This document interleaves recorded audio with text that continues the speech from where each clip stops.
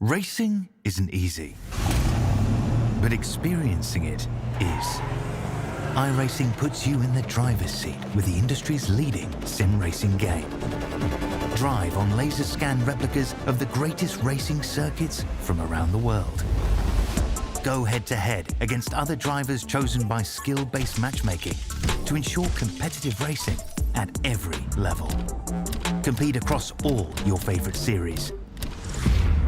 In officially licensed cars, engineered to deliver the most accurate driving experience possible.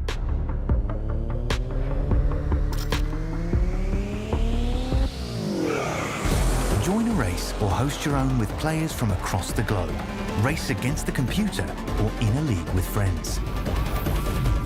Feel the thrill behind the wheel. Visit iRacing.com.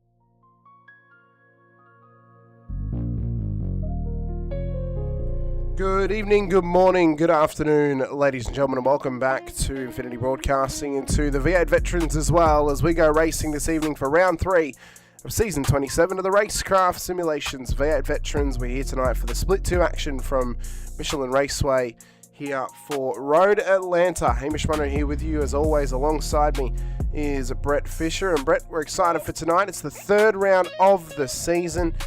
And one thing we're bound to be in for is a little bit of spice, a little bit of chaos as well. And with a late change to the race distance down from 200 kilometres to 150, that's going to speed things up just a little bit, that we may see some chaos out there. It's going to be fast and furious. And you say spicy on the front grid. Yeah, it certainly is going to be. I can't wait for this one at Road Atlanta. Yeah, it's always... coming off. Well, sorry, mate. I was just going to say, coming off the back of the Bathurst 6 hour, what an amazing event. I had a fantastic weekend. Thanks for the big shout out to the boys for allowing me to fossick around in the pits. It was fantastic stuff. Of course, Brett Fisher, also known as the Lurker at times as well. But this weekend, I was going to say you were put to work this weekend. Brett, you went from the Lurker to the Worker, and you did the work in the pit lane. But we're here tonight for the work that gets to be done for round 3 of season 27, of course. Here, Road Atlanta, it's been a long time servant of the vets community in terms of a fantastic racing circuit to participate at every single season that it's been involved in here in the Veterans as well. We haven't been here for a little while, but it hasn't been too long since we were last here. To catch everybody up on where we currently sit in the championship, as I said, round 3 tonight, it was changed from 200 Ks to 150 for 37 laps this evening. It does mean that either St. Petersburg or Coda West will get extended to a 200-kilometre race. I'm a big believer it should be St. Pete next week, Brett, because I think street circuits being 200 Ks always gives us something special to look forward to, and that's what I believe should be the 200k race out at the debut of St. Petersburg next time out when we go racing once again. But yeah, we've already seen Bathurst and of course Road America last week. Both rounds gave us a lot of chaos, a little bit of controversy as well. Ultimately though, we have got some extraordinary drivers at the top end of our championship standings right now, including Gary Buckland, who is 2 for 2 thus far in terms of podium finishes this season, and his first race win in over 800 days last week out at Road America. Of course, he leads the championship now, 362 points. Chris Blanchard, P2, Ron Allen, Halil Cesar, and Brendan Zatira making up the top 5 at this stage in the title race. No drop rounds have been counted just yet, though, Brett. We'll count the first drop round as of the end of next week's round after St. Petersburg. So when we get into round 5 and the end of the first half of the season for the Anzac Day round, that's where we'll see where people lie, with one drop round included next to their name. And that may give us some surprises, but also some drivers who we know are going to be up there. It's going to be, definitely going to be a good one to watch out for when all that happens. Things are going to go up and down and around and around. If you want to get yourself hyped up before tonight's race starts, go and quickly listen to the Hype Up song. You can find that on the general chat and V8 Vet Discord, and that'll get you pumped up. But if you don't want to do that, you can hear it at the end of the broadcast tonight. Are we still doing that, Hamish? Yes, we are. Of course, Brett. Of course we are. It's become a mainstay of the season, so yes, we're going to definitely listen to that once again. Let's have a quick look at where we are this evening. Of course, Michelin Raceway Road Atlanta is one of the crown jewels of sports car racing here in the US. Home, of course, of the Petit Le Mans that takes place at the end of the year, which is a multiple-hour event that ends out the IMSA Championship, of course, with GTPs and GTD cars and amongst that field. But we bring the roaring V8s of supercar action here this evening as well, off the back of the adjusted schedule of the Taupo race this weekend for the first of the New Zealand double header of the V8 Supercar Series. We have an adjusted format here tonight as well. As we said, shortened distance tonight, so it means we're going to be done that a little bit quicker, but it's all going to start on the main straight up towards turn 1 and then up the hill through 2 and 3 and down through 4. It's a little roller coaster section that begins out the circuit and begins out your lap, and it is that initial section is one where we can see early chaos happening within this race, Brett, but it's also a section where we can see a lot of cars ending up off track and even into the wall as well on the left-hand side. When we divvy down through the S's and up towards turn 5, that section's often where we see drivers kind of getting crossed over with each other. We can see incidents through there, but really the name of the game in terms of incidents tonight is going to be the exit of turn 5, watching that curb, watching that sand on your right-hand side, and making sure you don't catch it with your tyres, because you're more than likely going to get spat out the other side in a worse for wear manner, if you will, Brett, to end out the first sector of the circuit. Oh, certainly. And coming over 3 is always been an interesting one. Yeah, as you come off turn 1, 2, and then you come up over the hill over 3, it's always an interesting one to get the car pointed the right direction and just get it hooked in nicely. And as I say, come down through the S's to 5, get yourself a good little exit off there and you get a nice little run down to 6. So nice little section of track through the S's. You can get it all messed up and wrong, and it only takes a little bit to get you out of touch with what's happening on track. That's exactly right. And of course, as we run down towards the double right-hander of turn 6 and 7, we can often see drivers getting again just overlocked with each other through 6 and even through turn 7 as well. It's such a slow corner and the pace can shrink up so much that we then often see some chaos coming out the other side of it. But you got to try and maximize your run through here, get yourself a good run down through 8 and 9 towards the Formula Drift section of the circuit, down to the braking zone of turn 10A and 10B, where it is a good passing opportunity up the inside. You've got to have balls of steel. I mean, it's the only terminology we can really use to really go for the move down there. There has to be some fair play from the person against you going for the move as well, of them defending. They need to leave you plenty of room, but they also need to be able to realize they can go for the move if you do get past them on the next time back around. We then make it out the exit up through turn 11 and underneath the bridge and down the fast-paced turn 12 across the start-finish line as well. One difference has been made to this circuit since we last ran it. The pit entry has changed. Previously, the cones for the slowdown point of the pit entry was right at that little kink corner you see right there, not too far back from the start-finish line. It's actually now moved up the hill a little bit towards further towards the entry of the pit lane. That means that you have to slow down a lot quicker, and it means you're at a higher risk of getting an iRacing black flag for a speeding in pit lane penalty, or even an unsafe entry penalty as well. Pit exit remains the same, no. Chance of safety car tonight, Brett? I'd say it's pretty high. This circuit has given us many safety car moments across the years when we've come racing here, and it's always one that we have to keep an eye out for, of course, as well. As we prepare ourselves for the racing action to come your way here tonight as well, we're excited for the next few rounds, obviously. Coming up over the next few weeks as the warm-up is about to begin and drivers are about to head out on circuit after qualifying has been completed. Out there, we're just waiting for everything to load up for us and give us a good running. There it is. Pretty important next few weeks, Brett. Obviously, next week St. Petersburg makes its debut in the series. That's going to be a fun one for all of us to get out there. I've been waiting for St. Pete for so long. I love the circuit, Brett. It's absolutely fantastic. And the week after, we're back again on Anzac Day for the Anzac Day round at Virginia International Raceway. It's always a special event whenever we get to be a part of it. We're bound to see a lot of Anzac Day liveries being represented across the field, not just from our teams, obviously, Brett. There'll be other teams out there that'll be doing them as well. I bet you get started. Sure. I have already started on mine. I'm very excited for mine. But what else we can expect to, obviously, is we have the national anthems playing prior to the race start, the minute silence as well, of course, and the last post being played prior to that one too. It's going to be a very special night for us. It's always a special night. It's one of my favourite broadcasts of the whole year is the Anzac Day broadcast, and we hope that you can join us in a few weeks' time. It will be 8:30 p.m. Australian Eastern Standard Time, of course. That'll be 2 Saturdays' time out of Virginia International Raceway. So really hot coming up 2 weeks for us, Brett. Obviously, St. Pete, and then Anzac Day. Then the second half of the season begins, and in a blink of an eye, it's going to be here. We head out to Long Beach, obviously, then Coda the week after, before we head out to Fuji, the Nürburgring, and then ending the season at Adelaide. So it's going to come around pretty quickly, but an exciting next few weeks coming up. And as you mentioned earlier, it's crazy that we're already at round 3. It is just flying through this series so far. So and there's been some exciting racing, and even though our race tonight has been dropped back to 150 k's, I don't think the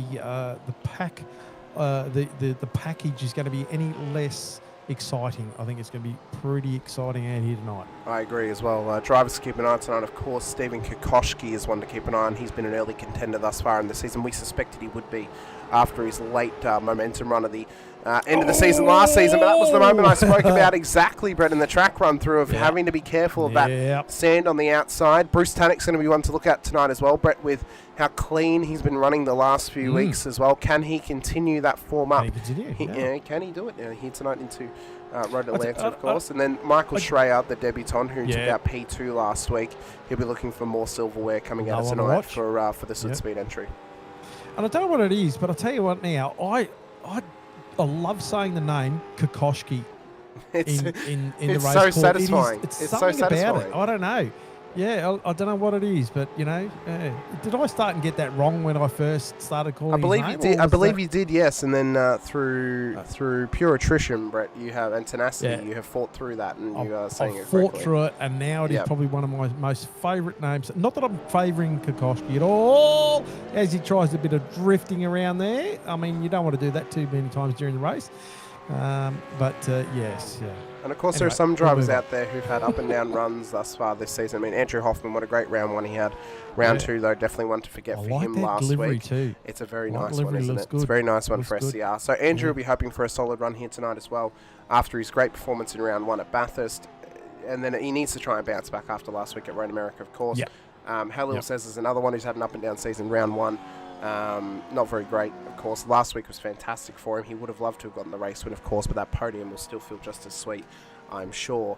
And there's many other drivers out there too who'll just be hoping to maximise their performances. Andrew Listener, I mean, he's been pretty consistent this season, mid-pack driver, of course, for SCR, so we'll be hoping to see if he can back up what he's been doing over the last few weeks. Yep.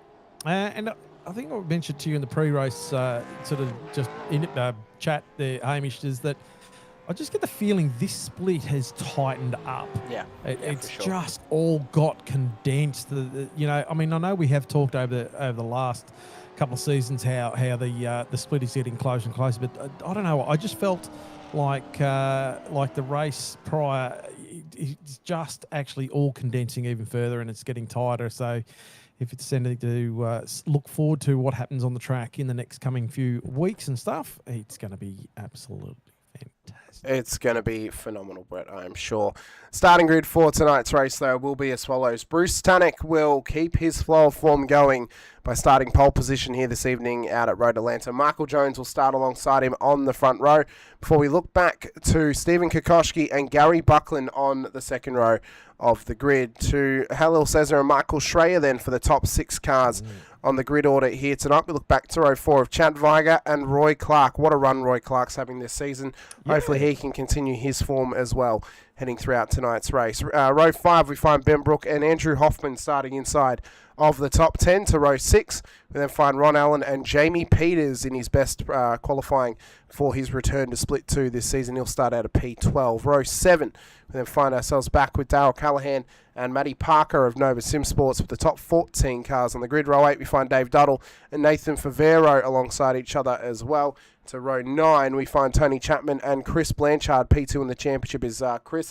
Hasn't qualified so well tonight, but I suspect that his race strategy may get him a little bit further forward if he can help it. To row 10 in the top 20, we find Dom Grundy and Peter Baxter for the top 20 cars on the grid here tonight. Row 11, we then find ourselves with Mick Clifton and Brett Taylor for the top 22. I believe Brett Taylor wins the Battle of the Bretts for qualifying tonight, so that's one ticked off for him. Nice to see Brett up there. Yep. Yeah, we'll see if he can win it for the race tonight as well. Row 12 is Matty Monday and Andrew Galley alongside each other as well. Row 13, we find Todd Duggan and Abel Verben then for the top 26 cars. To row 14, we find Brenton O'Brien and Michael Quain for the top 28 entries as well. Row 15, we find Brett Fisher and Joel Oosterval for the top 30 starters here this evening. Brett Horsell and James Boardman will then start in behind them for the 16th row of the grid.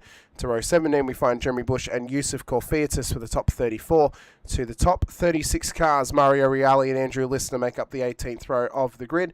And behind them, we have Sean Cullen and Scott Weston then for the top 38. And with some pit lane starts happening here tonight as well, we'll have Scott McCune starting ahead of Paul Burns and Craig Miller out of pit lane.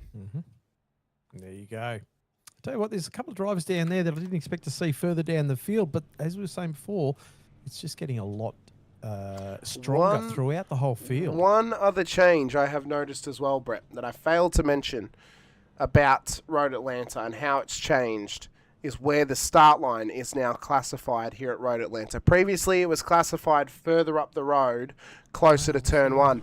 It's now been pushed back to where the finish line is at the bridge, right alongside pit lane. What does this mean? Well, this means for those drivers who are just outside of the top 10 and further back, they're starting right around the corner, Brett, which means they are going to be under pressure here off of this race start. Revs rising. Hopefully for them, they can make the most of it.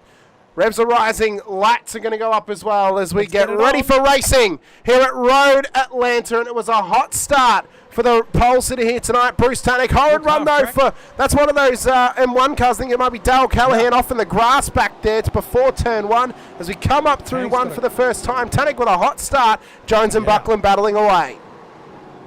Yeah, Tanek's got a fantastic start off there to get that far in front in just 1 or 2 corners. That's great. There's some action behind. There is. Matty Monday has gone round. Some contact back there. Is that Nathan Favero possibly who made some contact with him? I'm not sure. As other cars are just struggling to sneak their way through. But some early damage as Duggan gets caught up here with our listener. Bit of contact there down through the S's as well. But for the race leaders, they've come up trumps. They've come up nice and clean as well. And for Tanek, Jones and Buckland, they currently sit on the podium with 36 laps to go when we cross the start-finish line. Look at that lead that Tanek's got already. And back to Jones. Jones, great to see him have another really good crack. What's he got in the cupboard tonight to see can he complete that and keep that car out there? Ball, big, little bit of a lunge there. Kokoschke having a bit of a crack at Buckland. Buckland obviously last week finished top of the tail. He says here as well, having a go at Viger. Yeah. Wants to get this done around the outside. He looked for the inside at 10.8. Couldn't quite get there. He'll have to tuck back in off the exit of 12 though, but he's hungry for early positions is Cesar, and looking at the M1 cars of Callahan and Allen behind him, who want to try and run away as quickly as possible as Parker getting put under pressure here from Chapman and Peters as well. Tell you what, an intense couple of first few laps. Oh, there's another car up there side by side, further up the grid there. I mean, there's some... These trackers, I was going to say that before when you were reading out the track map, it's got a few nice little nuances throughout the track. It's probably about 4 or 5 sections on the track that, you've got to really tick that box and get it right. And if you make a mistake, it can become undone very, very quickly. And as we look, that turn coming out of over the hill there, that's one that really can make your night end very quickly. Sort of sitting on with Matty Parker at the moment in the second lap. Doing a great job at the moment. There's Matt Parker right on board with him. Tucked up in behind Andrew Hoffman at the moment. Again, this is some of the old guard of Split 2. Again, some of those returning drivers from Split 3 of Chapman and Peters in behind them as well. Of course, both of those drivers have got some Split 2 experience. Peters with more of the two of them. Of course, Chapman in behind, just ahead of him. Has only ever had one season in Split 2, and it was... he didn't go quite as well as he's been going this season. Definitely some improvement has been seen from Tony Chapman after his time in Split 3, which is great to see from him as we're already getting some pit stops here. Lap 2, of course, critical lap tonight was lap 1. So Blanchard, Baxter, Clifton, O'Brien, Galley, Fisher, Oosterval all into pit lane as well. There's a little bit of war wounds there on the front of Oosterval's car. Brett, was there maybe a little kiss on your rear end coming into pit lane then? Yeah, there was a huge kiss on my rear end, and unfortunately... it slightly distracted me, and I actually overshot my pit bay, and it took a few seconds to get it back into the thingo. And again, that was a major stuff up by me. I know what the problem is there, Brett. Last weekend, you were too busy worrying about if another driver can get their car in the box correctly, and you just had to put the jack under it. This week, you're like, where's my jack stand? I've got to park it myself this time. So that's cost you a bit of time there to Boardman and to Oosterwall. Unfortunately, Oosterwall got caught out by the cones being shortened. He hadn't practiced the pit slot. He did actually send me a message later on the race and say, I'm sorry about that. I didn't realise that the cones were so close to the... To where they were, and it's all good, we move on, but it did catch me out too, big pun up the rear, but it is what it is and you move on. So of course the strategy for those drivers who've just come in with critical lap being lap 1, they're hoping or anticipating possibly an early, so there's been a little bit of fire here between them, but they're anticipating the possibility of a safety car, Brett. Now, Road Atlanta, don't let it fool you, can be quite sustainable in terms of getting us a safety car. I would say it's up and around about a 60% chance to get us one here tonight as Quain and Cullen come into pit road for the first time here tonight. Have a look at Jones. Jones is closing hard on Tannick at the moment. Now, Tannick was able to pull away at the start, but have a look at this Jones right on his tail. He's tucked himself right up. Is he going to have a bit of a lunge in this little hairpin thing up further? No, backs out it and just says, look, I'll live to fight another day here. But he's definitely got some pace in this car for sure. I mean, we've seen over the few weeks that we've been kicking off this season 27 with, that Jones has definitely got some pace. He just needs to sort of get his pit strats down, and he'll be absolutely up here for battling because he's really quick on track. Well, it's really been the story of his Split 2 career thus far, Brett, hasn't it? The story has been for Michael, it's been if he got the pit strategy correct or if he had a spotter, he'd be really, really tough to beat out there, ultimately. I mean, because of his pace and how consistent he is, he would be one of the toughest drivers to beat in the split. So that little... Have a look at this top 4. Sorry to cut you off there, Hamish, but have a look at this top 4. Yeah. These boys are cracking on with it, and I think these are the names, some of the names we're going to be watching out for throughout this season. Hala Cesar in the pits. Yeah, he is indeed. So he got sick of being stuck in behind Halil Cesar. Obviously got sick of being stuck in behind Chad Viger or Roy Clark. Pits as well. Maybe a little bit of an undercut attempt here from Cesar. Undercut's very strong here at Road Atlanta. Brett, probably one of the strongest pit strategies you can pull here at Road Atlanta is the undercut. Jones. So, but look at Look at Jones the exit all Jones has over got. Look Tannic. at the exit. He's got a great exit, does Michael Jones. Can he make a move for the race lead down at turn 6? Looks to go up the inside. Can't quite get there. And if I was Jones right now, Brett, I'd be coming in this lap because you're hounding the back of Tannic. He's not going to let you pass. Yeah. Come in pit lane, get the fuel into it and try and undercut him if you can. If he's being held up at all, and it's almost the same with Kokoshi as well. Look at Kokoshi's got to run on Buckland, and he's going to have a dip on the offside. Well, he's going to have to hang around the outside of him at 10A if he can make this move. Down at turn 10 they go. Buckland tucks back in behind him. Smart play from the championship leader. Let him go. Battle him later in the race. You know that this is, it's still a long race to go. You've got plenty of opportunity to get by him. Because if they begin to battle, it's only going to bring Schreier and Clark back into that fight with them. Have a look. Yeah, Schreier and Clark. Clark having an absolute corker of a season so far. He just seems to have gone from strength to strength. Still on Jones here. Jones really hounding the back of Tannic at the moment. He really needs to get the job done, I think, very shortly. Or, as you said, come into pits and just relieve yourself of that pressure. We've got Hoffman and Brook in pit lane, as well as Duggan. See as well the sort of load that these cars are under down here through turn 5. The amount of suspension movement, it's one of the reasons why the cars can get loose on the exit down there at 5 is the car gets unloaded as you sort of hit the sand and hit the curb on the right-hand side. And that's what often at times gets the rear tail around on you. Being that it's unloaded, being that the weight's all on the front, the rear end just wants to slip out. That's one of the biggest issues down there at turn 5. But these front runners are playing with it well at the moment, Brett. Oh, yeah. But, I mean, still that gap between all of them is slightly less and slightly more than half a second. Back to Schreier. Schreier's dropped off 2.2 seconds now, but Clark is still there in the tow. And if your Viger is actually closing up that gap as well.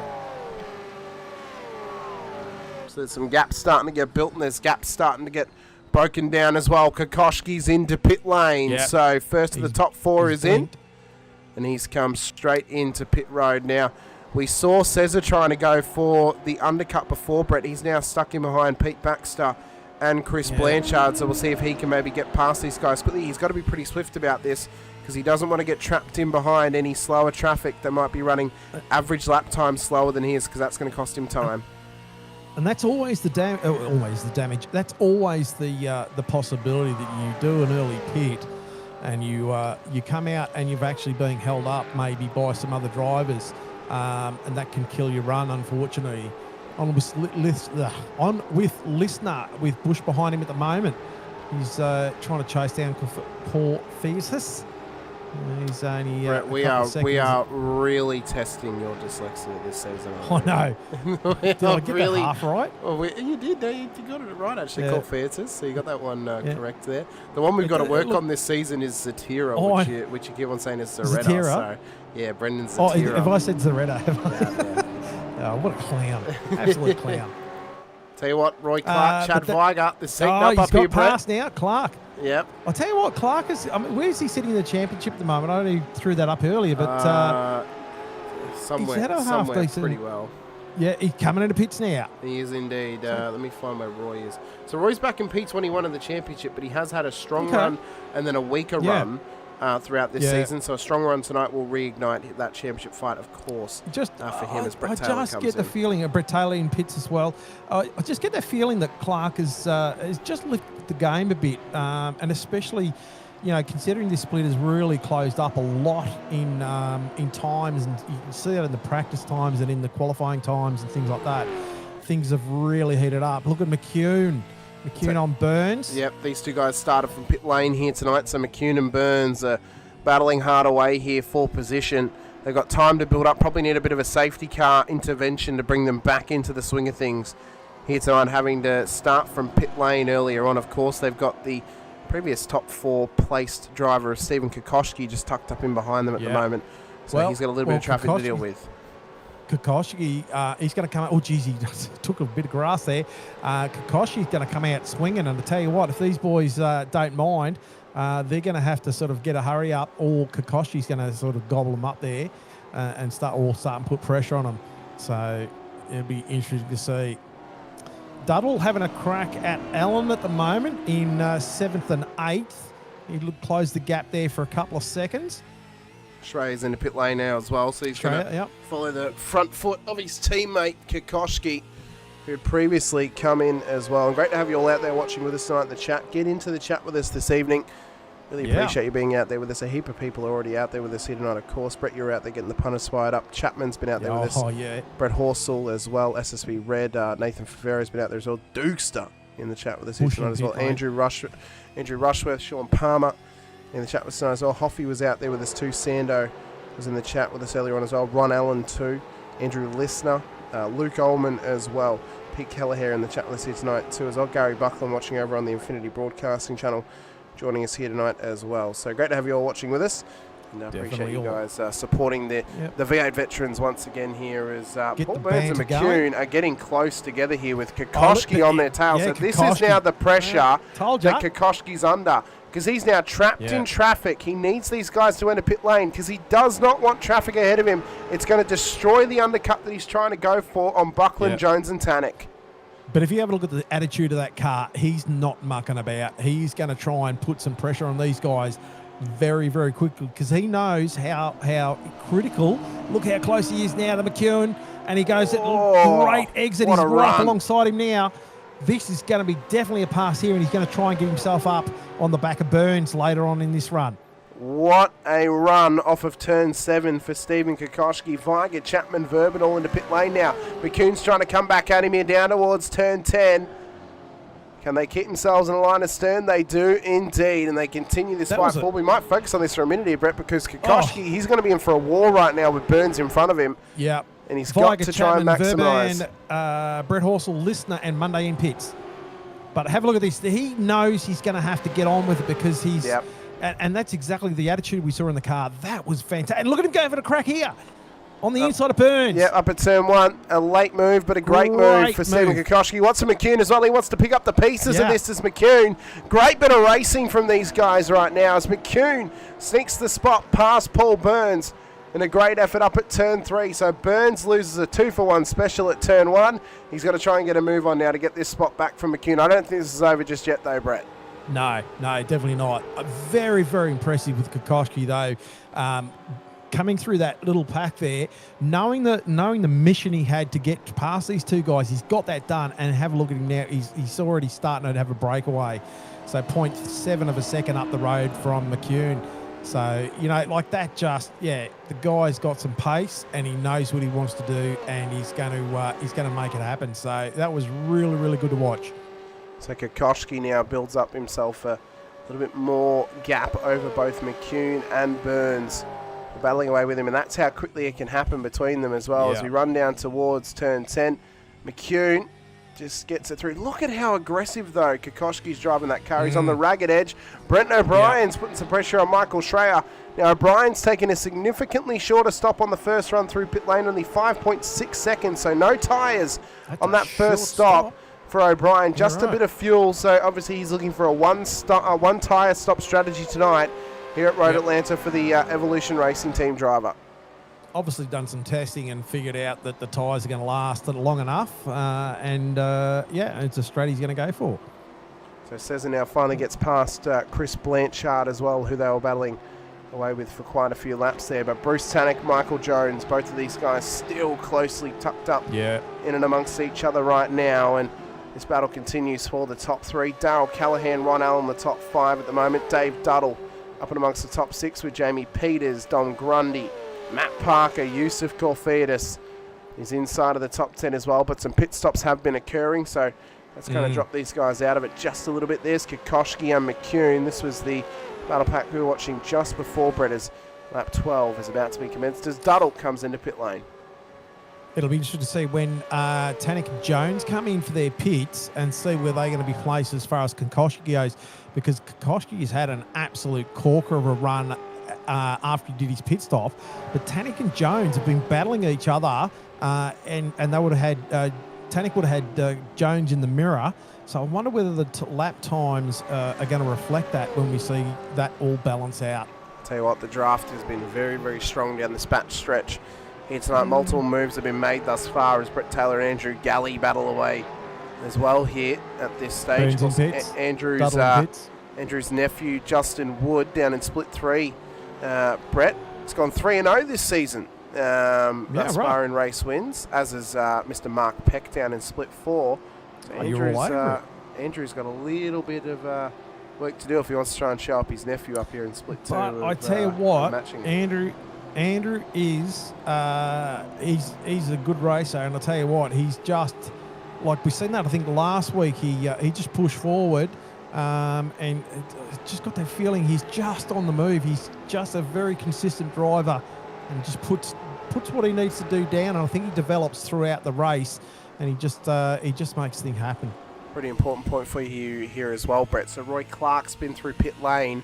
He's exited pit lane ahead of Michael Schreier. So there has been some gain for Roy Clark throughout that pit stop there for him. Dom Grundy being put under pressure here from Matt Parker and Yusuf Corfides as well. Scott McCune. Scott McCune's off the track. That car is off the road. He was around no one, Brett. I have to wonder if this thing is either money shifted into the corner or if he's caught some curb, but there's no way he'd end up out there at that trajectory without the rear end coming around. That thing's not moving. It's not moving. No. I wonder, is this going to be our first safety car of the evening? Cars are coming into pit lane in anticipation. Cesar's in, Viger's in, Blanchard, Duddle and Galley. I mean, it's worth the risk. These guys are all in. And the safety car's moving, Brett. That safety car is moving. There's 9 drivers that haven't done a pit stop yet. So they are going to be severely disappointed. They are going to be very disappointed, but they're disadvantaged because there's a lot of drivers that have come in for their first pits and they're now completing their compulsory, and they can get home from here. Well, the safety car is going to hurt these. It will. It's going to hurt these guys significantly. Those top 9 cars have still got to complete 2 stops. Now, the safety car has to try and pick up the race leader, which should be Bruce Tannick or one of those top 3, Tannick, Jones or Buckland when they come out of pit lane. So everyone else should be allowed to come past the safety car driver. I believe the first cars out behind him are Viger and Cesar, but they're not coming past, Brett. Yeah, no. So they're stuck right now, and this is gonna bury their strategy. They're stuck behind the safety car. Oh. So these guys are stuck here. Yeah. They've got to try and come past. I mean, they're allowed to come past. They're not the race leaders, they should just be able to drive past. This is going to hurt. This is costing them massive time. This is going to bury them down within, just within the top 15, maybe even only just the top 20. Now they're going past. Now they've been released. That's a huge loss for those guys because that's going to cost them massively. Yeah. Because ultimately that strategy, if they were allowed past the safety car, that would have pulled them straight up and around the top 5. Yeah. Oh, that is a real heart-and-mouth moment for those guys. Some of the drivers that probably just caught up to the back of the pace car and got released pretty quickly, but I would say how many? You probably would say 6 or 7, maybe 8 drivers would have been disadvantaged by that. Oh, it was more than that. I mean, it was maybe even close to 10. I think it was down as far as even Quain, Horsell, all those guys were in that train. Yeah, right. So maybe even closer to 10 drivers, just about. Yeah. We're all disadvantaged because of that. So, but that's racing. It's one of those things that happens. It happens. So Gary Buckland is the corrected race leader. So, well, he is the race leader, so he'll get picked up by the safety car. Everyone else is allowed to come past the safety car except for him and anyone in behind him directly as well. So he's been picked up by the safety car, and now they uncorrected order at the moment. The first uncorrected is Stephen Kokoschny. It is Stephen Kokoschny, and P2 corrected is Roy Clark. Roy Clark and Schreier. P3 is Michael Schreier. So those top 8 cars need a second pit stop. So this is an important point. This is an important point to make. We need to keep an eye on those top 8 cars that they do actually come in again. Because if they don't, they're going to get disqualified because they would be breaking the driving standards rule of having to do 2 compulsory pit stops. Two pit stops. So that's going to be an important one to watch tonight for those top 8 drivers. They should all know that they need 2. So they should all know that they have to come in again. Yeah. We'll see if that happens. I'll tell you what. One of the big benefits of this at the moment with the second pit stop being done, Brent O'Brien up 14 spots. Yeah, I know. I mean, unbelievable. I mean, and probably helped with that moment with the safety car, of course. That probably gave him the time that he needed to cover in that stop to some of those other drivers. I mean, this has brought him out ahead of, Viger and Co. in behind him. So this has paid to a massive benefit for O'Brien, plus the 8 cars ahead of him that need a pit. So he's going to be up and around the top 4, top 5 by the time we get the order corrected in this race. So this has worked out brilliantly for Brett O'Brien in his positions gained tonight throughout that strategy. So we've got all these Craig Miller and Paul Burns done 3 stops. I'm just noticing there. Now, so that they've done that because one of their stops counts as they're starting from pit lane. Yeah. Okay, I'm with you. Yep. Thank God you're all over it, Hamish. I'm all over it, but don't worry. I am all over this like glue. So we're about to get set for a restart here in just a moment's time. Scott McCune's just waiting for his tow back to pit lane, and we're waiting to decontaminate some drivers who are a lap down in the field as well. When we get ourselves going once again, Gary Buckland will be at the control of the field, but the championship leader, his strategy hasn't paid out for him tonight. He's going to have to do another stop to get this car home. This is going to drop him down the order massively. You'd have to say, Brett, with such a short race on offer tonight, probably a nail in the coffin in the hopes of a top 10. Yeah. Well, I just did my counting before. If I counted correctly, I think there's 22 drivers that have done both of their compulsory pit stops. So all of those drivers are going to be in a really good position. There are 9 cars who have not completed their compulsory stops. The one that's outside of the top 10 is Jamie Peters back in P20. So he needs to be able to complete his one as well. But there's been some good gainers out of this. Obviously, Scott Weston up 13 into P25 as well. Oosterval up 4, Boardman up 5. Baxter's up 4 at the moment. Taylor up 4. Chapman up 3. Listener up 3. Burns and Miller, as we said, are up 4 as well. O'Brien up 14. Grundy and all those guys who are up positions, they're going to lose those positions very, very quickly up inside the top 10 because they do need that second stop. So we can kind of discredit those positions gained because they are going to have to give them back, and they'll likely actually lose positions when they come out of pits. The drivers, though, that I think are probably very safe at the moment, Brett, depending how long they go, Bruce Tannick, Michael Jones. The reason for this is Michael Jones is going to have a very short stop on his next run. He's definitely going to give up 30 seconds in pit lane. But he's so fast that he'll probably make that up on track. And I think he could still get himself within the top 30. Bruce Tannick's incredibly quick as well, but he's still got, obviously, some time to give up in pit lane. I think both those guys should be safe to fight their way through the field and get themselves maybe a top 25 by the end of the race. But a top 20 or a top 15 is pretty much out of the realm now for them. Yeah. But I was going to say too is that depending on how well they go past, the cars that they come out in front of, behind. Sorry, we saw Kokoschki go, clean up the 2 cars very, very quickly. Now, but if there is a bigger pack that they come up on, they might find it harder to get past those cars, and that might hamper them a little bit more. So they might not come through the pack as fast as what they hope to anyway. Yeah, no, that's right. Exactly right. And Nathan Ferrer saying 15 lap first hit. Normally you max it out front. Not always, Nathan. With the critical lap being so early in the fuel strategy, being that it was lap 1, sometimes it is actually the safer option to pit earlier in the race because of the point that you can not only offset your pit stop if there is this happening with a safety car, you're not caught out, and you're not caught out with a single pit stop next to your name. The probably most notable race we've ever seen previously where this has happened was Homestead Miami quite a few seasons ago, where the bottom half of the field had all come in and done their second stop, and the top half of the field had not pit yet. So they all had to come in for their first stop. It completely changed the order of the race and completely changed how the race actually ended up. Winner on that day, I believe, was Troy Sipple of Quantum Racing. So, it has happened before. It's definitely, this is not going to be the last time it's happened.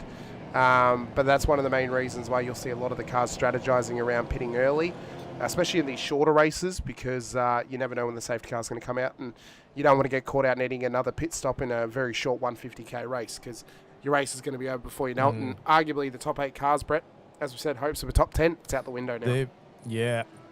And you wonder whether safety car just pulling away now. Hopefully he gets back to the pit safely. Well, I've noticed that Lucas Burt's actually been kicked out of the safety car seat this week. It's been given to Sean Vandermeulen, so I think he's actually been given a race ban for his mistake last week out at Road America. If you missed that, he's going to sit in the... He's not even in the session, so I don't even know what he's doing. But yeah, if you missed what happened last week, go watch it after tonight's race. Road America is one of our many safety car calamities that we've had. So Gary Buckland has control of the field. He is not the corrected race leader, though, of this field. He does need to do a second pit stop. He'll go green, though, as they come down through turn 12. And it's green flag running once again here at Michelin Raceway. Road Atlanta as Buckland puts the pressure on him early. Dale Callahan up in the top 3. Jones, Allen, Parker, Corfetis, Grundy, the top 8. But the corrected race leader is Kokoschki as Tanek goes for the move up the exit of turn 1. He looks for this down through turn 2 and 3. Gets the job done. Buckland knows to take an exit off the road because he knows there was nowhere to go. Oh. Now that's going to hurt Buckland with a slowdown as well, probably. So he's going to have to bleed that slowdown off fairly quickly. Yeah, I don't know whether Buckland made the right choice there. He was actually still looked like he had plenty of room there. And Tanek would have had to actually give him room on the exit of that corner too. But anyway, he's decided to do that. And he might have, has he bled that he's bled time off? Now. I think he's bled it yeah, by now. So. He has. So, look, he's lived to fight another day. But Tanek in front at the moment. And we've got a couple of cars. Grundy. What's happened there? Yeah, he's just been knocked back a little bit there, so this looks to be a little bit of a scramble now. Of course, Grundy still needs... Look at that tree, though. The tree's lighting up. Between the whole lot. It's lighting up. Watch for O'Brien as well, down towards turn 10 on the outside of Grundy here. Now, the thought has to become, Brett, is it worth Dom battling these positions? Because ultimately, he's going to lose them anyway when he comes through pit lane. Yeah, is it worth him battling with these guys when, in fact, he needs to come through pit road? Or would he be better off just letting them go and then coming through pit road eventually, or even just coming in now and trying to make up for lost time? Well, yeah, I mean, this was the question I was going to raise is when do you take the hurt? Yep. You know, I mean, you're going to have to. Do you hope another safety car comes out to at least get you on the back of the train closer, or do you just take the hurt and I don't know? It's a tough one. Have a look at that train. That goes all the way. Kokoschki is the only one that's the 1.3, 1.4 seconds out. The rest of the whole field, except for Real now. Sorry, I've just noticed, Brett, Halil Cesar has just dropped from the tower. I think we've just had a disappearing act of, well, who was one of the top 4 in the championship. And now this is going to hurt him massively because he has just dropped from the session. The beauty for him is if he can get back in the session, Brett, and make the end of lap 27, he'll make 75% of the race distance and at least get points for that position at the back end of the field. So, but that's taking him right out of it now. So it wouldn't have even mattered if he'd managed to get past the safety car in the end, Brett. He's still disconnected. Because of, that's unfortunate. There's nothing issues. Worse than that happening. No. Bruce Tanek doing the fastest lap of the race now with a 1:21.814. I was just going to mention before, when we see that tree really close after the safety car, what was disappointing to see, there was a couple of large gaps. James Boardman! We've seen Boardman. James Boardman with a wild ride through turn 12. Unbelievable. Gets it back on track. And I've heard through a little bird, Brett, as well off the back of that moment. I'm hearing it now. Apparently, in the back seat of James's car, I'm hearing it now. Apparently, his daughter had snuck into his race car on his last pit stop and had pulled the headset off whilst he was driving then. Struth. Unbelievable. No wonder. He forgot to lock the door and she snuck in. Oh, no. Unfortunate. What I was going to say before too, and it's a little bit of a bugbear of mine under safety car, especially for some of those guys further down the pack, as we see Viger just having a bit of a crack at O'Brien into here. Did you get that done? Side by side, they go into that turn, coming out the other side. O'Brien's got the slight advantage, but however, look at Chapman coming through as well. Looks like Chapman's going to get the advantage here coming onto the front straight. Weiger's not done with it, though. He's not done. Weiger's all over Tony Chapman as they run up towards turn one. Watch for Pete Baxter and Chris Blanchard in behind them, as well as Chapo trying to go around the outside of Weiger here. Watch for Baxter, though, to sneak up his inside as well. It's not over yet. It's not over. They're still side by side, but they've been side by side since turn 10 as Weiger finally remains in position ahead of Tony Chapman. But watch for Baxter. He'll be hungry for positions here. Yeah. Of course, Pete could will have be... been I'll tell you what, they come out through clean. They did indeed. Pete will be having a big race tomorrow night. Premier Endurance League action. Pete Baxter participating in the GT3 Limited Series. He's had some decent runs this season, Brett, as part of the Challenger class of that series has Pete. So be interested to see how he does tomorrow when he goes racing in that series once again. Look at that train behind Weiger. I mean, it's all the way down to Monday. It's a kilometre-long freight train at this point, Brett, isn't it? It's one of those ones where you're standing on the platform and you're waiting for it to end. I mean, can't cross. Unbelievable. Can't cross here. Can't cross here. You know. Yeah. Not yet. Can I go? No, not yet. Brett Horsell looking at the inside of Michael Quain down there as well at turn 10. So it's heating up in the mid-pack, Brett, and it shows how close it's getting as Peters finally gives in and comes in for his final stop of the race. So he gives in, he comes in, he'll be in very clean air towards the end of this race, but ultimately is going to drop him right to the back of the field. Yeah, Chapman just commenting in the oh my God. I just saw Michael Jones come through the S's and he just took half the car on the grass. It was unbelievable. He was so loose through there. But he's putting all sorts of pressure on Darryl Callahan in P2. Buckland's in behind them as well. Ron Allen inside the top 5. Well, Buckland's just going to play it smart, I reckon. Just going to sit back just a little bit, seeing what's going up ahead. He's going, no, I don't want a piece of this. You know, I don't want things to go from worse to worse. But I just noticed, I was saying, Chapman just sort of that little run we saw before, he backed off and just slot back in, and I was just, smart move. That probably could have been the for Buckland. That could have been Jones. The slider to lock up to Michael Jones. He's going to get the move made, though, is he? No, Callahan's still there. He's still with him as they come down through turn 12. No, he's got it now. And watch for Buckland too. He wants to try and continue to apply and massage this pressure to the M1 News Cars entry of Darryl Callahan ahead of him. And an unbelievable race thus far. I mean, these guys are racing for sheep stations. They're not even racing for a podium right now. They're doing it for pride. And they're doing it for where you're going to end up at the end of the race. Interestingly enough, Brett, change for the corrected race lead. Michael Schreier's now gotten past his teammate Kokoschki to get into the corrected P1 position as they tuck in behind Yusuf Korfeatis. I wonder whether that was just from, because the pack is quite condensed there. Well, it was just an opportunity Schreier's taken to gain one up on Kokoschki, or Kokoschki made a mistake and he got past, or what? But have a look at Mr. Clark. Mr. Clark is just Roy tucked in there as well. What a run tonight for Roy Boy. Yeah. Good old Crash Clark. Well, he's taken that nickname and he's crumpled it up in a piece of paper apparently, and he is running incredibly well tonight. Yeah, Red Racer Clark. Yeah, Red Racer Clark. Got Ben Brook in behind him as well. They're having a good run here tonight. Dom Grundy to Brenton O'Brien, but Brenton is the corrected P5 runner at the moment with that car ahead of him. Weston looks like he's getting close there. Probably is indeed. Weston's covering the inside though. They've got Galley ahead of them, and then Andrew Hoffman in behind as well. Since this pace car, the field has not spread out much at all. We're only seeing about 2 or 3 sort of larger gaps, but it has really choked the chicken right down.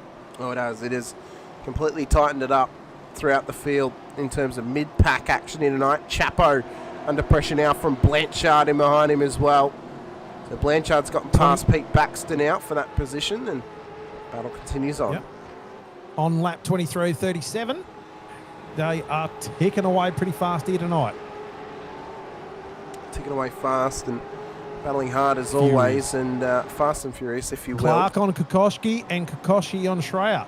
Yep, they got really close there for a second. Well, continuing to sit in the line of stern. These guys will know that the cars ahead of them need the other stop, so I think they'll be happy here just to continue to massage some pressure on each other. as well. I don't know. I mean, Kokoschki doesn't sort of, look as the guy who's going to be patiently sitting behind someone. I think he's someone who's going to go, It is his teammate, you know what? though, to be fair. It is his teammate, so I don't think he wants to race him too hard. As Parker and Allen battle away here as well, inside for the top 5. All he has to do is say, mate, I'm coming through here. Battles have been epic thus far tonight, and this excites me for the next few weeks, Brett. I mean, St. Pete next week, I am as giddy as ever, Brett. I mean, if there was ever a street circuit that could challenge Long Beach as my favourite street circuit on iRacing, it is St. Pete. I am super excited, and I get both of them this season. To make it better, if we had the Red Bull ring as well, it'd be fantastic. But yeah, I'm excited for St. Pete next week. VAR is going to be great as well. And again, it's not a track that I particularly enjoy driving, but there is one thing I can say, Brett. Every broadcast I've ever done at VAR, I've had great racing, no matter what it was, whether it was 9 cars or whether it was 30 cars. It's always had great racing, and that's one thing I can admit for VAR. Taking nothing away tonight, because tonight is probably the closest I've seen that tree light up quite a few all weeks, season so far, and probably for a lot of last season as well. It is so close, it's not funny. And it's not, I mean, they are big packs. They are huge packs, so there's a lot of pressure. Viger on O'Brien, and just gets that done. He's trying to make his way through here. Chad Viger, he's made that move made. Yeah. Made that move made. What a great use of words there for myself. Yep. But that's all right, mate. He's made the move work. There we go. Yeah. I've said a lot worse. So Kofetis, Parker, Allen, Buckland, Callahan, Jones and Tannick still coming in for their second stop. So, as we were saying before, Schreier still is our race leader on corrected order, with Kokoschki chasing him down very, very hard. Roy Clark in a fantastic little position with Benjamin Brook not far behind, and Dom Grundy. So don't get confused as well. These cars are our race leaders technically. Michael Schreier, Stephen Kokoschki and Roy Clark. You can see there on the tree who has made their 2 stops here tonight. Those 1-stoppers must come into pit lane one more time, and the laps are ticking away here, Brett. If they don't come in one more time, they will get disqualified from the race. Yeah. And that's big in terms of championship. It's a 4-strop round then pretty much, because it means you get net 0, and it also affects your license points as well. Who is new enough to the game, as in V8 Vets, to think that there was only 1 stop tonight without reading the old No. What I would say is, Brett, because after what I've seen this week of people questioning this in the sub-regs, it was not specified 2 CPSs in the sub-regs, but it doesn't need to be.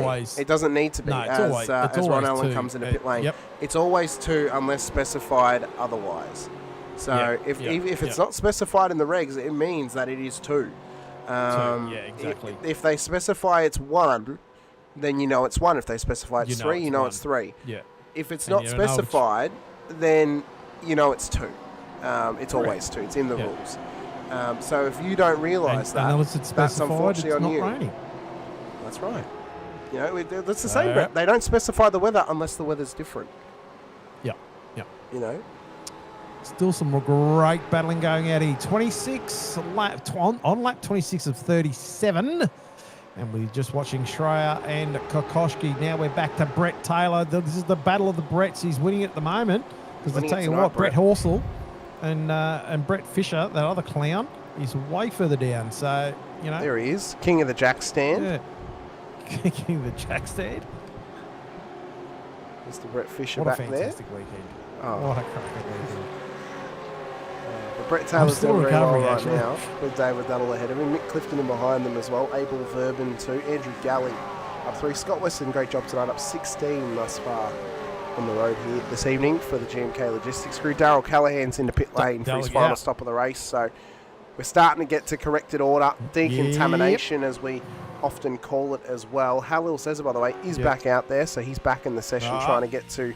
This is the final lap of 75%, by the way. So as long as he makes it, so he's on lap. He's technically on lap 24.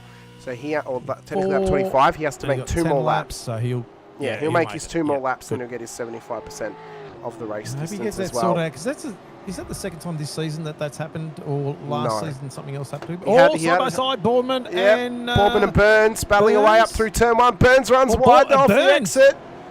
Burns has run wide into the grass. That drops him bulk positions. And now he's been trapped in behind Miller and Monday, with Boardman chasing down Reali.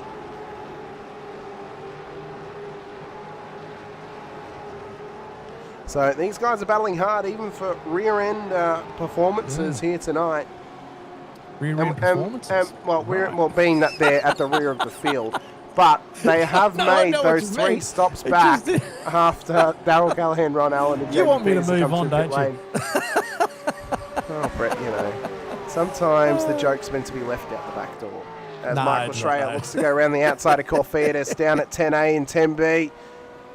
Can the Synergy Sim Racing car get this job done? His teammate wants to come through as well. He does. Yeah, he does. There's Roy Clark too. He's been absolutely left out to dry, Brett, like forgotten washing on the line. Yep. Those 3 boys passed nice and cleanly. I'll tell you what, that was great. Now, Clarkie would be happy he's got past there as well. And Viger's got past Brooke. He's taking advantage of this, but Brooke's coming back at him right now. Watch for Grundy as well. Although he's a non-factor right now, he still needs that second stop, Brett, crucially in this race. Unbelievable point of the night. We've got a little under 10 laps to go as Tanek's just hit the halfway point of lap 28. Tanek has actually just launched himself out in front. Now with the 3.2 seconds over Jones. Jones will not be happy that's happened, but... you know, same again. Like, he's trying to actually minimise that, that second stop, trying to get himself further up. So he is really having a dig.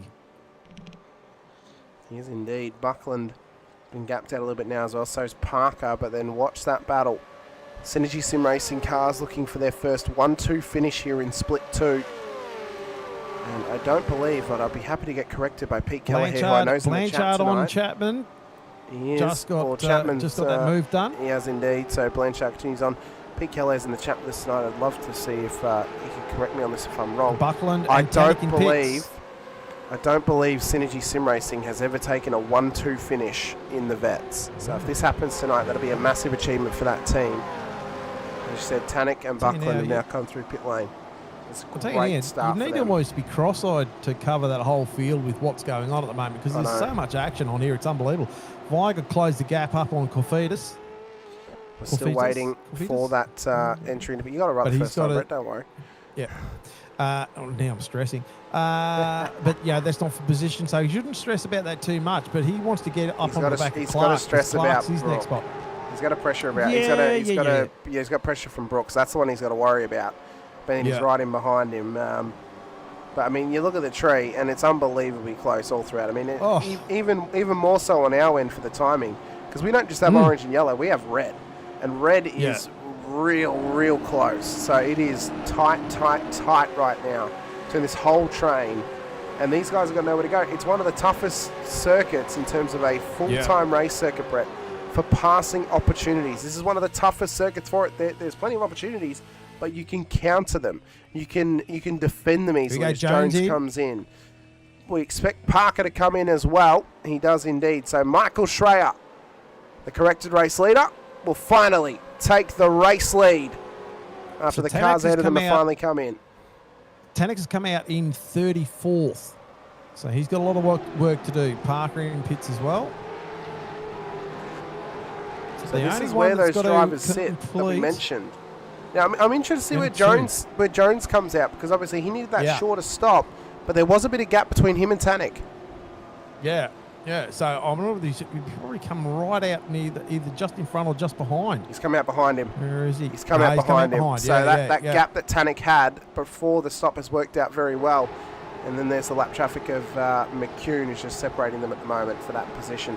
And Pete has confirmed it for us. This would be their first 1-2 finish as a team in V8 Veterans, which is not a small achievement, folks, I must say. And there's not many teams out there which have taken 1-2 finishes here in V8 Veterans across all 4 splits. So this puts them in rarefied air if they can get this 1-2 finish tonight. It's very difficult to do. Look at Clark would be just relishing in the moment at the moment, sitting there nicely tucked up, little bit of a gap there to Kokoschki at the moment, but he would be absolutely wrapped with the position he's in at the moment. He would. I think Roy, as much as he was want P2 or even the win, the longer this goes on, the more likely he is just to sit there and stay in P3, knowing what points he's going to get from this. And this is the change of mindset I think we've been seeing from Roy Clark, previously, throughout this season of try and maintain your position and get a good finish. And this is what we want to see from Roy, because we know he's got the speed, we know he's got the ability. He's got to put it all together to make up that perfect puzzle piece of a season for himself. And it's not outside the realm for him to finish in the top 5 of the championship, Brett. I seriously think definitely he can not. do it, especially if he drives like this. Yeah, and he just wants to stay tucked up just in case if Schreier makes a little error and Kokoschki's got the run, because he's just tucked right up behind him there, that if he's close enough, he might sneak through as well. So, anything can happen here. What I might do is, if SSR can do this tonight, I might go back and look through the annals of history and find any teams that have had 1-2 finishes in the vets throughout the history. Well, you're just about to be able to crack it off the top of your head, wouldn't you? Well, I know that we have. So I know Infinity Motorsport have. I know that see, have a look at Kokoschki. I mean, he's right on him. Pace there. He's on him. He's got pace, but he looks comfortable. He looks comfortable behind him. And I think as well, the thought for Kokoschki might be, this could be Michael's first race win in only his second start. I mean, it'd be one of the quickest runs of a debut to a race win as Corfitas finally comes in to pit lane. So the only one that hasn't done 2 pit stops is Dom Grundy. Yeah, Dom Grundy is the only one who has not done 2 stops thus far. There you go. SCR have had some as well down in split 4 previously as well. So it's another team that's taken a 1-2 finish previously as well. So there'll be many of them which have done it. I think Phil and Joel have done it too for 266. Plenty of them have done it. But yeah, 1-2 finishes, rarefied air for teams that can do it, especially here in split 2. I think split 2 is probably one of those. It's probably the one split where it has the least 1-2 finishes I think I've seen for teams to finish on. I don't think we've ever even seen a podium lockout by a single team either, Brett. So that would be rarefied if a team could do that here in split 2 as well. So Dom Grundy, the last car that needs to come into pit lane for his second pit stop. If he doesn't come in, he'll get disqualified here this evening. But Michael Schreier is the corrected race leader to Stephen Kokoschki and Roy Clark on the provisional podium at the moment. Chad Weiger, Ben Brook, they need to try and chase them down. But at this stage, Weiger's 2 seconds back. He's not looking like he's challenging these guys at the moment, as we've got 5 laps to go here at Road Atlanta. Oh, anything can happen. It can indeed. There's been great gains throughout the field tonight. Obviously, Brent O'Brien up 20 positions. Blanchard up 10.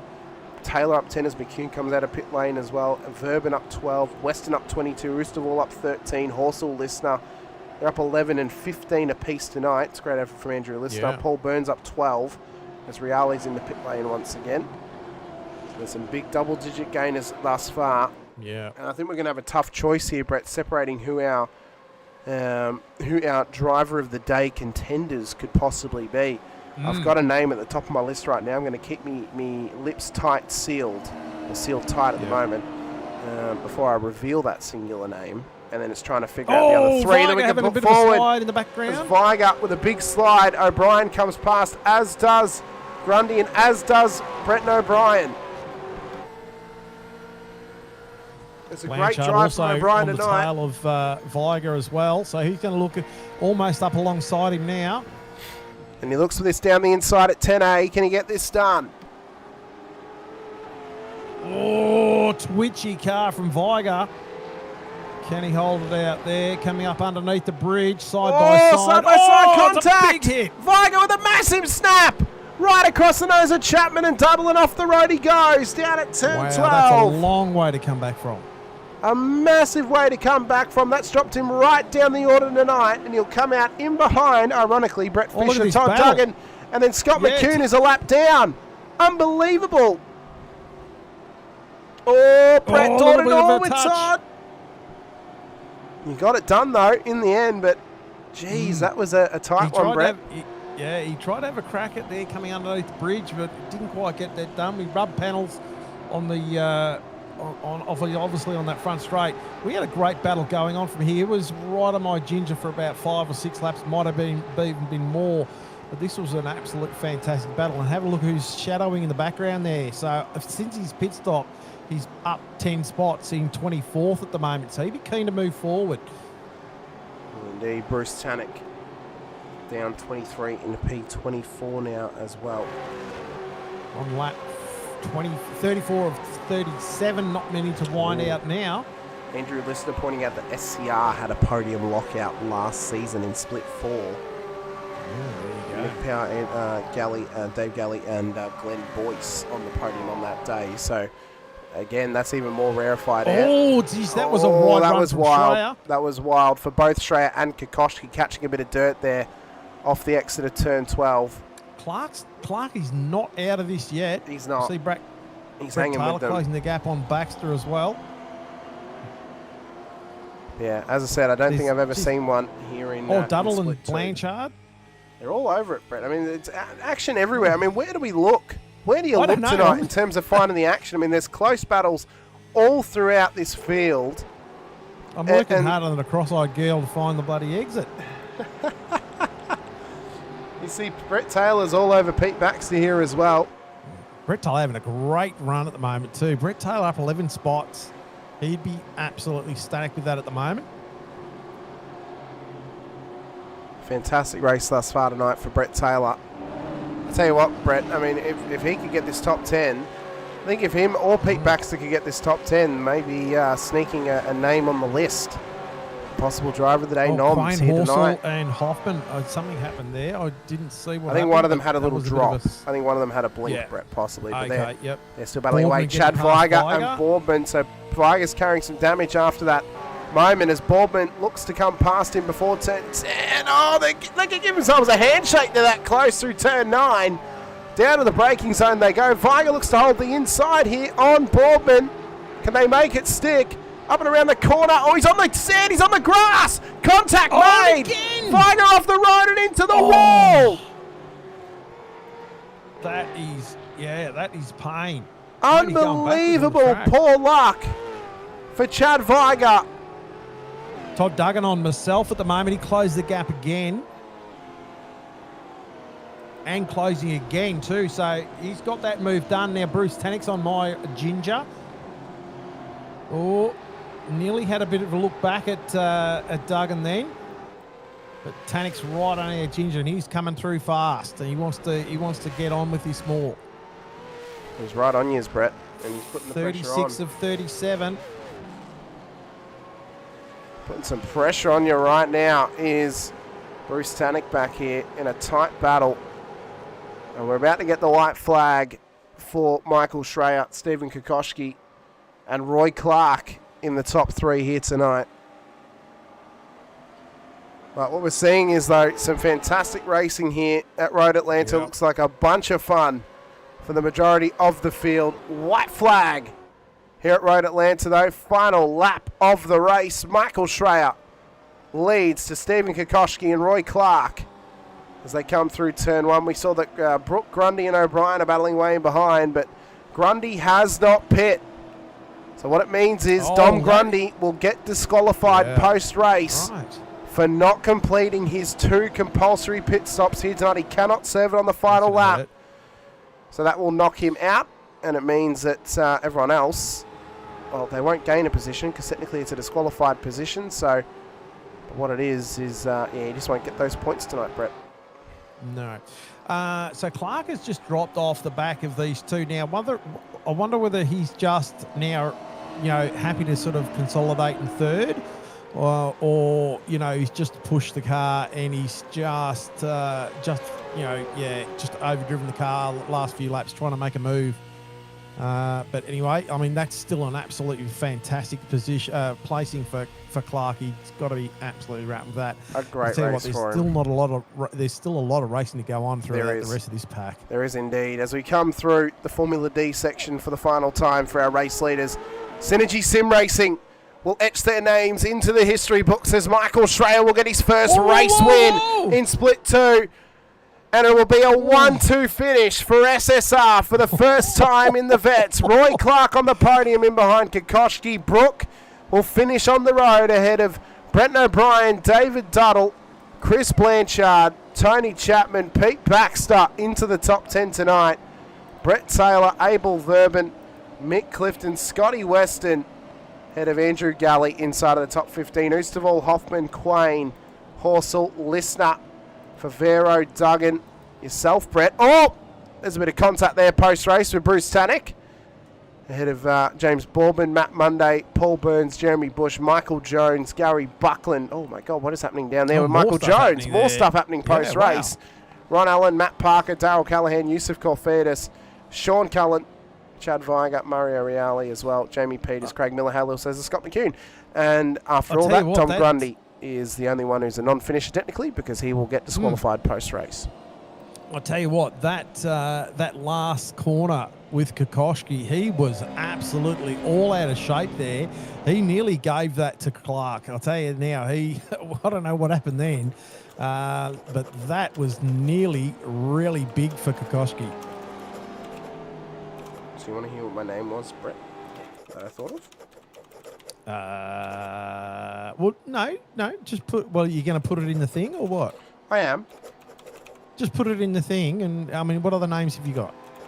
You'll have some names there. I'll tell you in a moment. Just, right.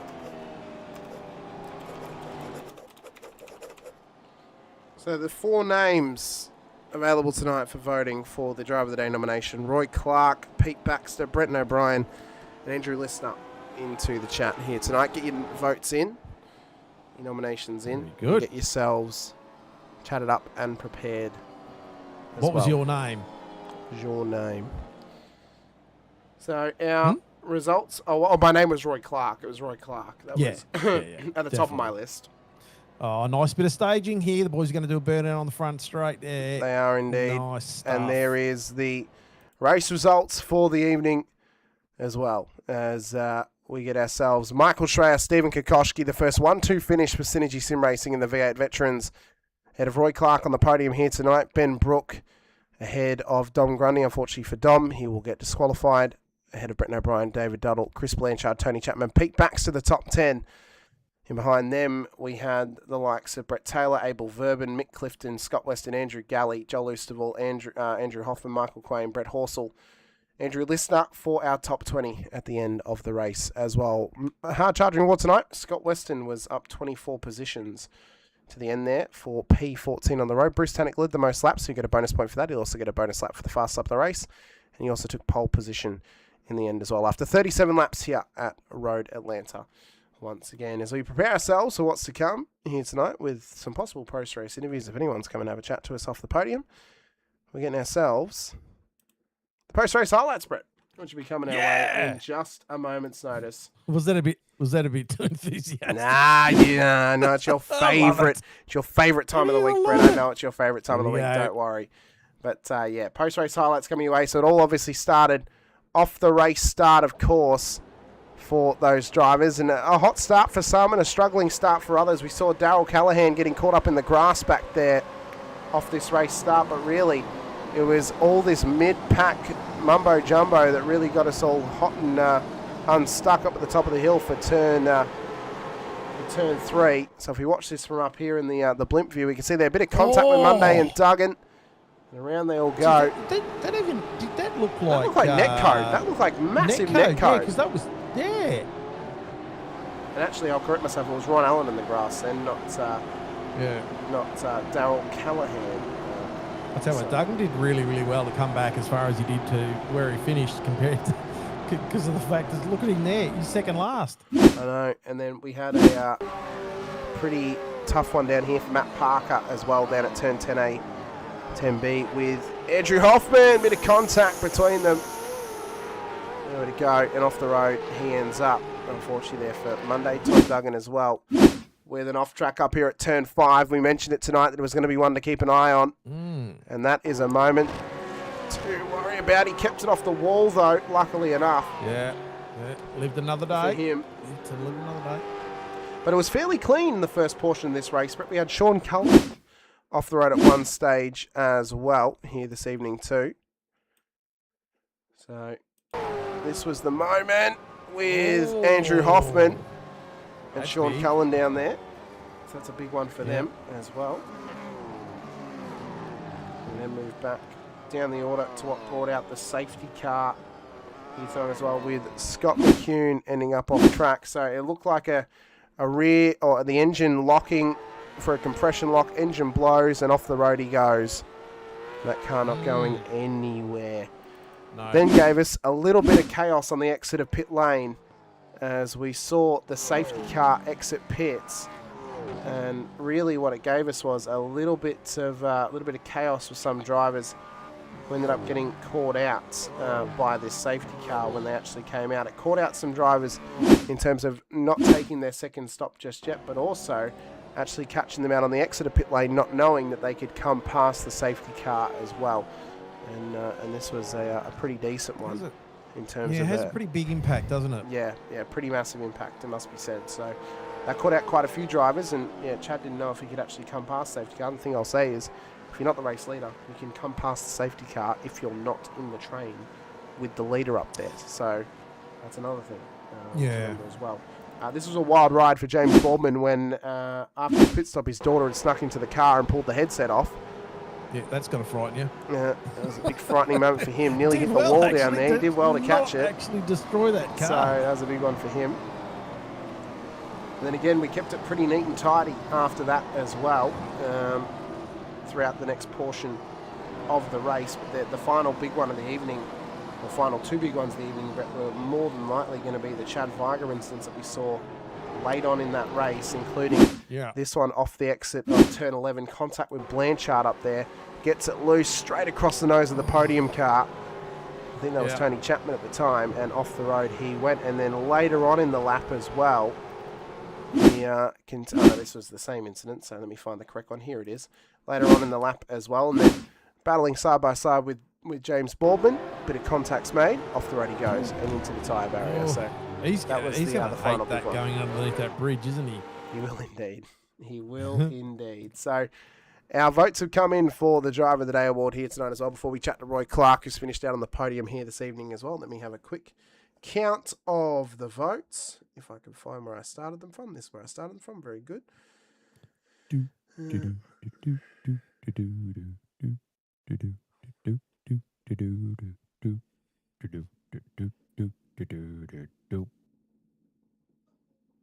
keep the one going if you want, Brett. Nope.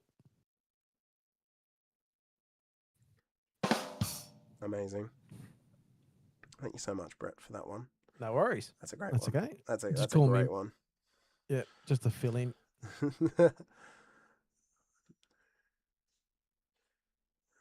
Actually, hang on.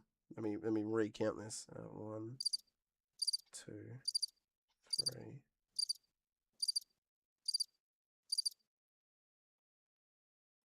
Nothing like a bit of dead air. By a solitary vote, Brett. By a solitary... Oh, nope. It's now a tie. Oh! Gary Buckland got in there late. It's now a tie. We need a decider, Brett. We need a decider. Do we need to decide it, or can we just give it to 2? We could give it to 2. We'll give it to 2. We'll give it to 2. Okay, we'll give it to 2. We'll give it to 2.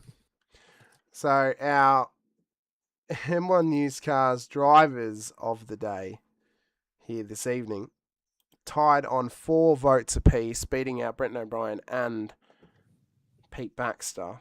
It is both Andrew Listener back in P20, up 16 positions for Southern Cross Racing. Nice. And then as well, Roy Clark on the podium here tonight as well. Woo-hoo! Oh, Hazy got it in before we announced it, though. He got a 5th vote in. So do we just give it to Roy? I don't know. I tell you what, how about we ask Roy? Yeah, right. Let's ask Roy. Okay, we'll drag him in. Because is Mr. he here? Clark, is he? he is in. Hello, Mr. Clark. Welcome in. How are we, guys? Very good, thank you. Now, we have a very important question for you before we get into the major questions of the evening. And I reckon, hang on, Hamish, I reckon you just go, Roy, you've only got 2 options.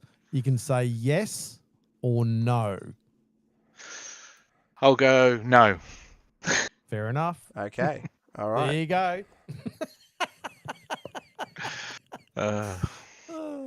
Did Hazy didn't vote already? Sean's claiming that Hazy already voted. He didn't though. All right. Yeah. No, unfortunately, Gary, it's only one. It's a vote per account, so Anita would have to vote on her account for that to happen. But that's fine. So we are going to do joint driver of the day this evening instead of just Roy Clark getting it because of Hazy's late vote.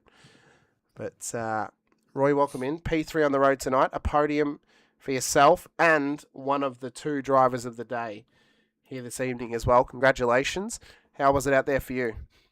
That was, I was shocked at the speed I had, but I've thought back and I'm normally pretty good here anyway. I think I've won a couple of split 3 races here and I've podiumed here before for split 2. So it's obviously one of my more favoured tracks. So there was a point after that first pit stop where I was actually holding Michael at a distance and he wasn't catching me. So I knew I was pretty quick. I think Steve was faster than both of us, but it was just getting through the traffic, I think, was really the deciding factor. Steve got caught up on Dom when he was trying to pass him, and that's how Mick got past me. And when I worked out that we were the leading 3 cars on 2 stops, it was just, well, I can get a podium here, so let's just get it. And the last 2 laps, I backed it off because I was on 0 incidents, so I wanted to stay on 0 incidents. Nice. Well, Mate, obviously some sorry, bonus Hamish, points because you of go. that as well, Brett, isn't it? I mean, crucial. It's 100%. I mean, you've done. Look, you've done exactly what you needed to do, and you're aware of what was going on, and you've just taken advantage of everything as much as you could. Have you found? Do you think that it's just been, you like this track, you finish well on this track, or do you feel like this season there's something that's clicking a little bit and you're ramping stuff up a bit? It's a bit of a click. Last week was a poor qualifying, which put me at the back of the field. Yeah. And I was coming back through the field until there was the incident in front of me and it ripped the front out of the car. So that was sort of the end of that one. The week before I was in the top 10 and Bathurst was Bathurst, wasn't it? Was that the first round? Where were we Yes, it first was. round? It was Bathurst, yes. Yeah. And it's my least favourite track. So a top 10 at Bathurst, I'm stoked with that in this field. Yeah. This week will be interesting. It's very tight. I did some laps last night at St. Pete's. So but Haven't turned lap there yet. I was pretty comfortable and was up in the top half a dozen last night. So that was good. That was before the set came out. So we'll see what it's like with the set. But I've been doing a bit of practice at Chicago and it's just as tight and things like that. So I think, it helps get your eye in a bit for it. But I think it's just more about, taking it easy, thinking about where you are. And like, I was stunned that there were so many guys who had not done their second pit stop when that safety car came out. I was so shocked. Yeah. Yeah. Well, I think it almost comes down to, I think, stopping before or around critical lap for your first stop, if there's not been a safety car yet, I think has really become a main strategy of split 2 at this point. I mean, that's that's become a winning strategy for a lot of drivers previously. I think the fact that those top 8 cars that hadn't pitted, a few of them it's their first season in split 2, so maybe that's one thing that caught them out a little bit as well, was the fact that they may not be used to that being the strategy of a lot of cars, of pitting early and waiting and hoping for a safety car to be a major strategy. But again, then you're playing for the safety car. But paid out in your favour. To do that. Paid out you in have Stephen to do and that. Michael's favour. But you've got to, in this, because this game is so competitive in split 2, you've got to try and play any advantage you possibly can and hope it pays off for you. Now, would it have paid off for those drivers that got caught out behind the safety car when they came out of pit lane? Well, probably, if they were able to go past it. But again, it's a balancing act, and sometimes it's all a bit of luck as well that you've actually timed it correctly. In hindsight, for those guys, if they'd actually stayed out another lap and then came in, they wouldn't have been caught out behind it. Yeah, they wouldn't have been caught out behind it, and they would have gained. Yeah. So it would have worked out well for them. I've had that happen before with the safety car coming out in front of you when you're leaving the pits and had to wait to get approval. And by the time you get it, everything you would have got is burnt. So that's why I didn't pit on that lap. I went the next lap because I knew the safety car wasn't out. So I just kept going for that extra lap. And that was the only reason I went the extra lap, was because I've had that happen to me before. I think it's understanding if the safety car's on track or not, and that's then where you balance that obviously, and learning from, well, it wasn't on track this week, that's what caught them out. If it was on track, they wouldn't have been caught out by it. But Roy, a great performance. We wish you the best of luck this upcoming week at St. Petersburg as well. I'm very excited for this week. I am going to be giddy every day until we get to Thursday, so I am so looking forward to it. Is there anyone that you want to give a shout out to before we let you go this evening? Just quick for the Testing and Commission Association, One Sports Sportswear, Grundy's Waste, Frosty's Kitchens at Yarra Valley, the Locked On Podcast. Also want to thank the Phase 4 Bar Boys and the Fishy Boys. We've all been working together to try and get a bit quicker. And also Grandview Remedial Massage. Other than that, thanks to the broadcast, thanks to the guys in Vets, and hopefully we continue to put on some good racing like we have the last couple of weeks. Well, thanks so much, Roy. We really appreciate time.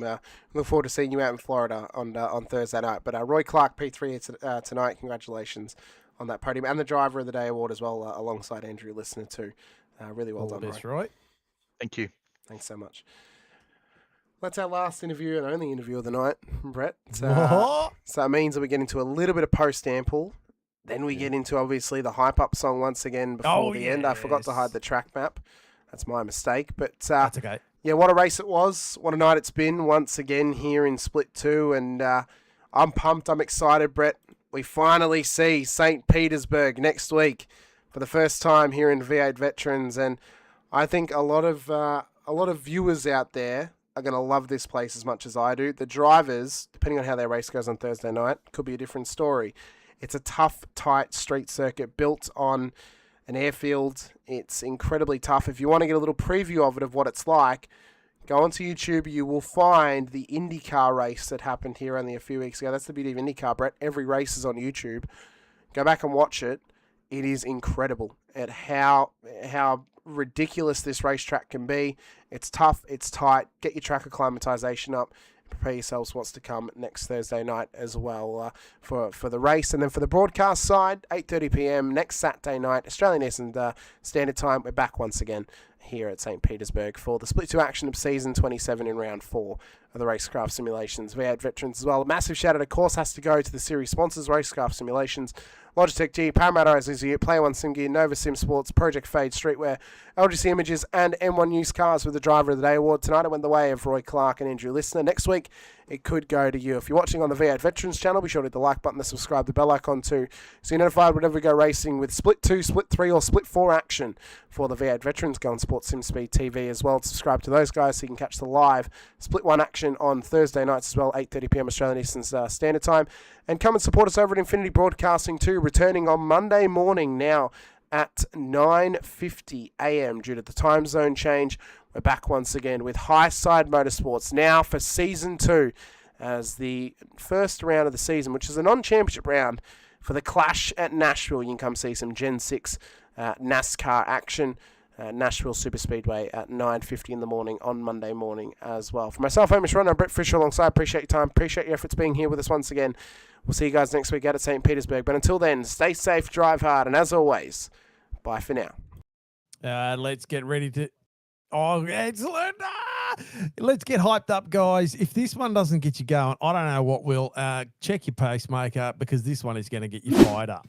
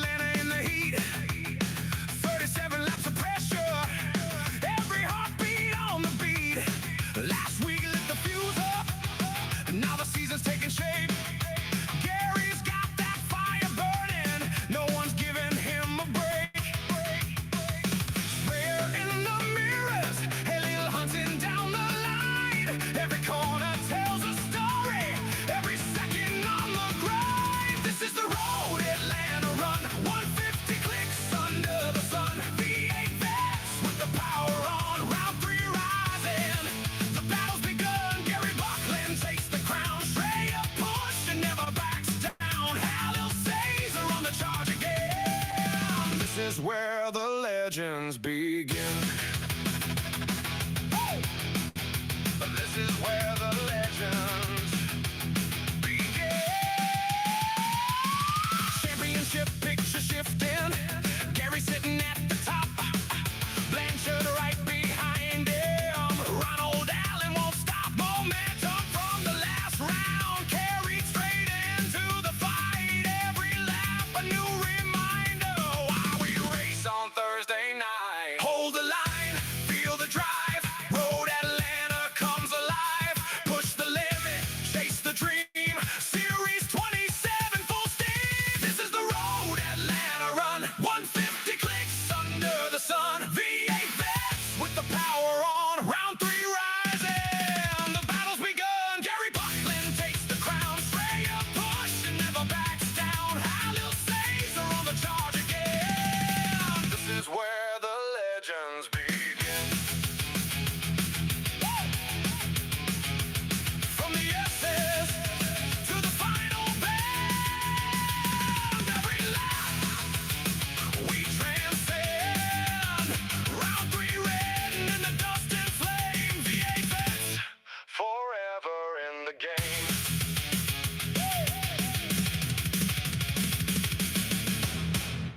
Woo! Rock on, everyone. Good night. With lines screaming, tires bleeding, virtual cubes, the motor's breathing, engine thunder from down under, piston fire, turn asunder, put your name in lights. Oh, with the Vets tonight, it's a 1,000 decibel supercar fight. Burn this track to the ground with V8 sound. Go, you're so steel, but the racing's real. Pedal down every pass you feel. Step right up and place your bets. This is us, the V8 Vets. Put your name in lights. Put your name in lights with the Vets tonight. It's a 1,000 decibel supercar fight. Burn this track to the ground with V8 sound. Put your name in lights. Oh, with the Vets tonight. It's a 1,000 decibel supercar fight. Burn this track to the ground with V8 sound. Burn this track to the ground. Come on now, put your name in lights.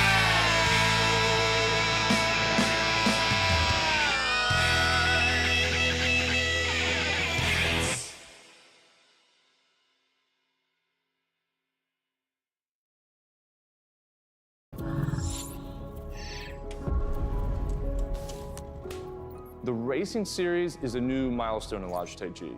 All the great old wheels, the G29, the G920, the G923, they all have their own unique way of connecting to each other, but there's no room for expansion with those products.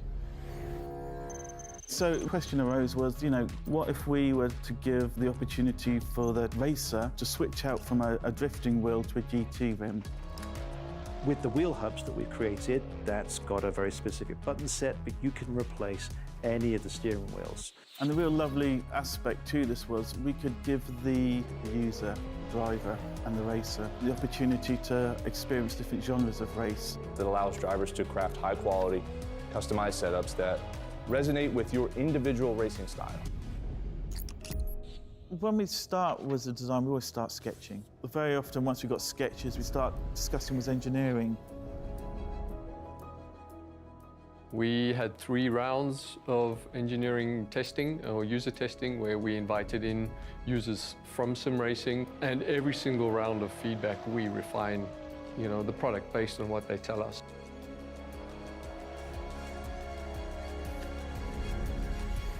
In this sim racing lab, again, we're going to use data to really analyze what a driver needs. We've used everything from eye tracking to the inputs from the pedals, the inputs from the let's say input devices, the wheel and the pedals, the shifter.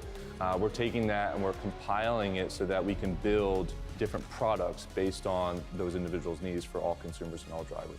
I don't know of anyone else in the industry that's actually doing this kind of research into their products to see how their products are affecting performance of their users. We've built the product to make sure that it's as reliable as possible. So the innovations in engineering that I'd say we're most proud of is the sequential handbrake and shifter toolless changeover. This is now a patented system, so it's really easy for the user to just switch between modes.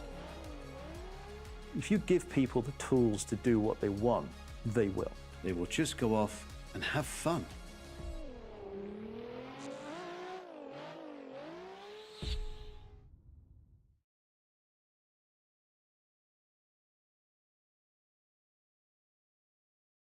Introducing the Rackraft PT1, custom-built full chassis racing simulator.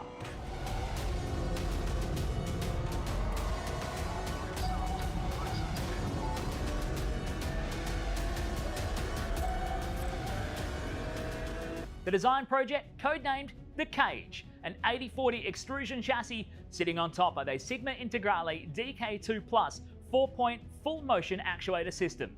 No compromises in the cockpit of the PT1 simulator. To maximize the experience, we start with the 49-inch ultra-wide monitor for the greatest field of view in a small footprint of the simulator, down to the SimuCube wheelbase that's tucked up and behind the monitors with SimCore extensions to get things out of the driving area. Everything is connected to a Cube Controls GTX steering wheel with the built-in dash and all the extra button functions available at your fingertips.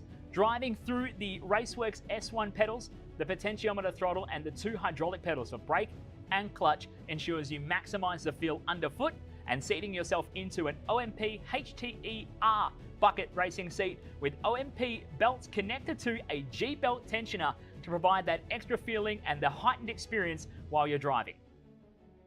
Additional interfaces and accessories in the PT1, we have twin butt kickers, one on either side of the OMP seat, as well as a Jinx sequential shifter, the SimPush Race Logic timer to the left-hand side, a Racecraft built-in WinSim kit with Philips Hue lighting and a built-in soundbar, plus the OMP side net to finish off the experience in the PT1. The Racecraft PT1, build number 1, the ultimate in sim racing experience, combining the best products in the market with the passionate, no-compromise approach that goes beyond racing simulation.